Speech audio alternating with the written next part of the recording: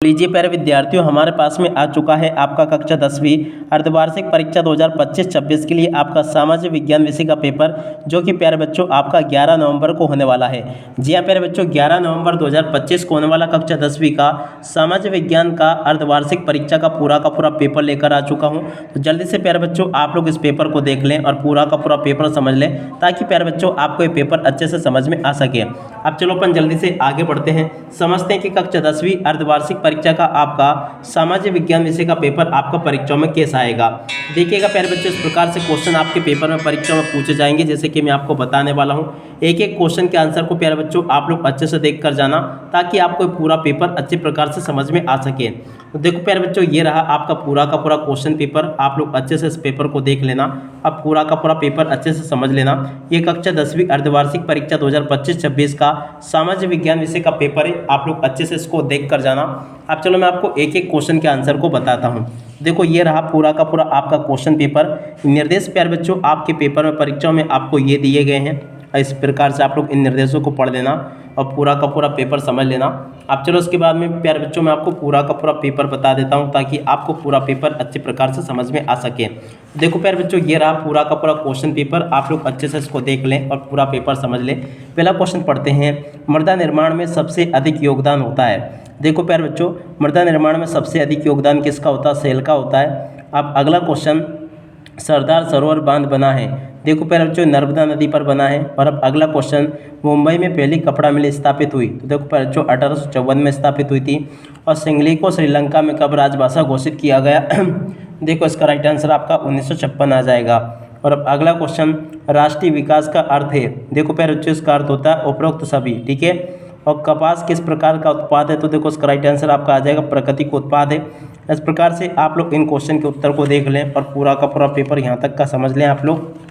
उसके बाद में देखो यहाँ पर आपसे प्रश्न नंबर 2 में रिक्त स्थान पूर्ति पूछी गई है। तो चलो मैं आपको रिक्त स्थानों की पूर्ति को बताता हूँ। पहला रिक्त स्थान पूछा है, संपूर्ण उत्तरी मैदान जालौर मृदा से बना है।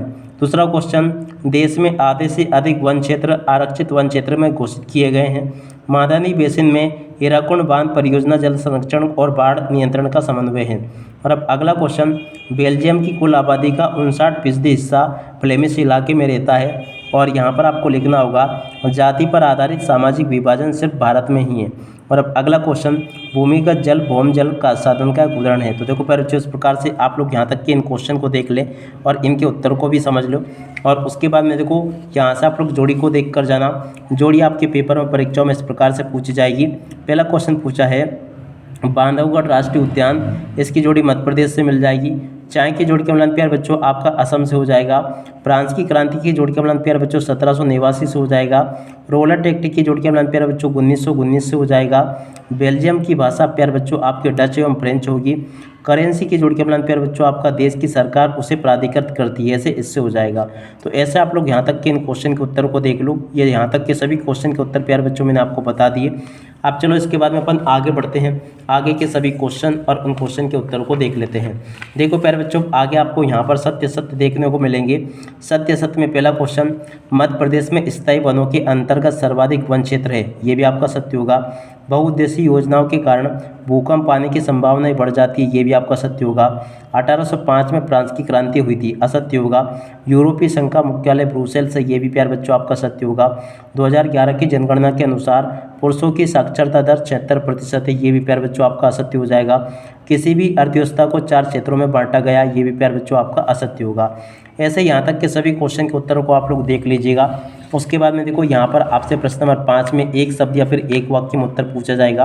पहला क्वेश्चन पूछा है, बांधों को आधुनिक भारत का मंदिर किसने कहा? जवाहरलाल नेहरू ने कहा।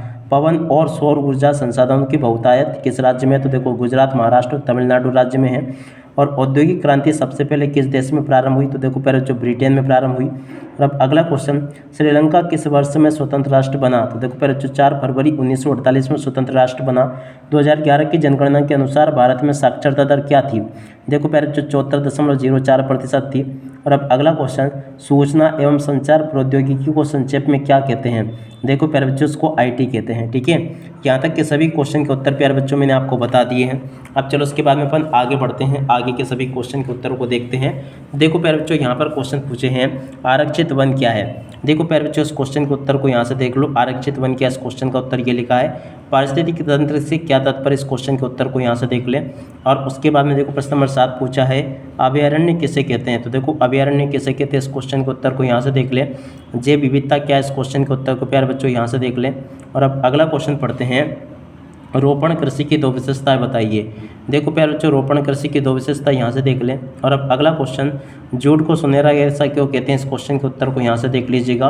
और अब अगला क्वेश्चन प्यारे बच्चों, रबी और खरीफ की फसलों में अंतर बताना है। देखो प्यारे बच्चों, रबी और खरीफ की फसलों में अंतर यहाँ से देख कर लिख दो। और अब अगला क्वेश्चन, प्रश्न नंबर 10 पूछा है, फ्रेडरिक सारियो कौन था? प्रश्न नंबर 10 जो पूछा ना प्यारे बच्चों, देखो इस क्वेश्चन के उत्तर को यहाँ से देख लो। जोल्बराइन क्या था, इस क्वेश्चन के उत्तर को प्यारे बच्चों यहाँ से देख लें। और अब अगला क्वेश्चन जो कि प्रश्न नंबर 11 आपसे पूछा गया है, आप लोग इसको देख लें और पूरा का पूरा समझ लेना। देखो प्यारे बच्चों, प्रश्न नंबर 11 जो पूछा गया ना, यहाँ से देख लेना, पिकेटिंग क्या क्या अर्थ है? प्रश्न नंबर 11। देखो प्यारे बच्चों, पिकेटिंग का क्या अर्थ है, इस क्वेश्चन के उत्तर को यहाँ से देख लीजिए, लिखा। गिरमिटिया मजदूर किसे कहते हैं, इस क्वेश्चन के उत्तर को यहाँ से देख लीजिएगा प्यारे बच्चों। इस प्रकार से यहाँ तक के सभी क्वेश्चन के उत्तर मैंने आपको बता दिए हैं। प्रश्न नंबर 12 पढ़ते हैं, कॉर्न लॉ क्या था? प्रश्न नंबर 12 जो पूछा ना, कॉर्न लॉ क्या था, इस क्वेश्चन के उत्तर को यहाँ से देख लो, ये लिखा प्रश्न नंबर 12 का उत्तर। उच्चतर खरीद व्यवस्था क्या थी, इस क्वेश्चन के उत्तर को प्यारे बच्चों यहाँ से देख लो, ये लिखा है। और उसके बाद में देखो प्रश्न नंबर 13, आयत शुल्क क्या से है? आयत शुल्क प्यारे बच्चों क्या से, इस क्वेश्चन के उत्तर को यहाँ से देख लो, ये लिखा है। और द्वितीय विश्व युद्ध में मित्र राष्ट्र और उनकी धुरी शक्ति कौन कौन सी थी, इस क्वेश्चन के उत्तर को यहाँ से देख लेना। प्रश्न नंबर 14 को पढ़ते हैं, सत्ता का क्षैतिज बंटवारा क्या है? प्रश्न नंबर 14 जो पूछा ना, इस क्वेश्चन के उत्तर को प्यारे बच्चों यहाँ से देख लो, ये लिखा है। और श्रीलंका में कुछ तमिलों को भारतीय तमिल क्यों कहा जाता है, इस क्वेश्चन के उत्तर को प्यारे बच्चों यहाँ से देख लो। और उसके बाद में देखो अगला क्वेश्चन पढ़ते हैं, प्रश्न नंबर 15, धर्मनिरपेक्ष शासन क्या है? प्रश्न नंबर 15 के उत्तर को प्यारे बच्चों यहाँ से देख लो, ये पूछा गया है। उसके अत वाले क्वेश्चन के उत्तर को यहाँ से देख लेना। और उसके बाद में चलो अपन आगे बढ़ते हैं, आगे के सभी क्वेश्चन के उत्तर मैं आपको बताता हूँ। देखो प्यारे बच्चों, प्रश्न नंबर 16 ये पूछा है, शहरी क्षेत्र में रोजगार पैदा करने के 2 उपाय आपको बताने हैं। देखो शहरी क्षेत्र में रोजगार पैदा करने के 2 उपाय यहाँ से देख लो, इसके अत वाले क्वेश्चन के उत्तर को यहाँ से देख लो। प्रश्न नंबर 17 को पढ़ते हैं, वर्ष 1991 से पूर्व भारत के विदेशी व्यापार की नीति क्या थी, इस क्वेश्चन के उत्तर को प्यारे बच्चों यहाँ से देख लेना। और अब अगला क्वेश्चन पूछा है, विदेशी व्यापार क्या है? विदेशी व्यापार क्या है, इस क्वेश्चन के उत्तर को यहाँ से देख लेना। और अब अगला क्वेश्चन पढ़ते हैं, ब्रिटेन की महिला कामगारों ने स्पिनिंग जेनी मशीनों पर क्यों हमले किए? देखो प्यारे बच्चों, प्रश्न नंबर 18 जो पूछा गया ना, इस क्वेश्चन के उत्तर को यहाँ से देख लें और पूरा का पूरा इसको याद कर लेना। और उसके अत वाले क्वेश्चन का उत्तर प्यारे बच्चों ये पूछा गया है।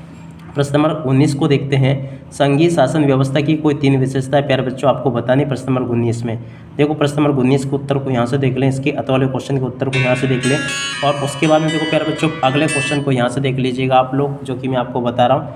19वें क्वेश्चन को आपको प्यारे बच्चों मैंने आपको बता दिया था। आप लोगों को आशा करता हूँ कि आपको पूरा यहाँ तक का समझ में आ गया होगा। इसके बाद में देखो अगले क्वेश्चन का उत्तर ये लिखा है।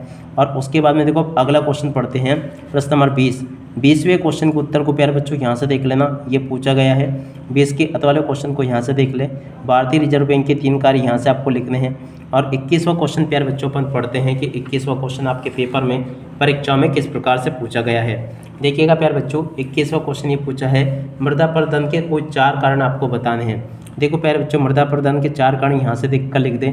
उसके बाद वाले क्वेश्चन के उत्तर को यहाँ से देख लें। और उसके बाद में देखो 22वां क्वेश्चन, भारत माता की छवि और जर्मेनिया की छवि की तुलना आपको करनी है। देखो प्यारे बच्चों, इस क्वेश्चन के उत्तर को यहाँ से देख कर लिख दें और पूरा का पूरा इसको समझ लेना। ये लिखा प्रश्न नंबर 22 का उत्तर। और उसके बाद में देखो प्यारे बच्चों, 23वें क्वेश्चन के उत्तर को यहाँ से देख लेना, ये लिखा है। ठीक है, ऐसे प्यारे बच्चों मैंने आपको सभी क्वेश्चन के उत्तर बता दिए। आशा करता हूँ कि आपको सभी क्वेश्चन के उत्तर अच्छे से समझ में आ गए होंगे। आप इसी के साथ में इस वीडियो को यहीं पर पूरा करते हैं। नमस्कार, जय हिंद, जय भारत।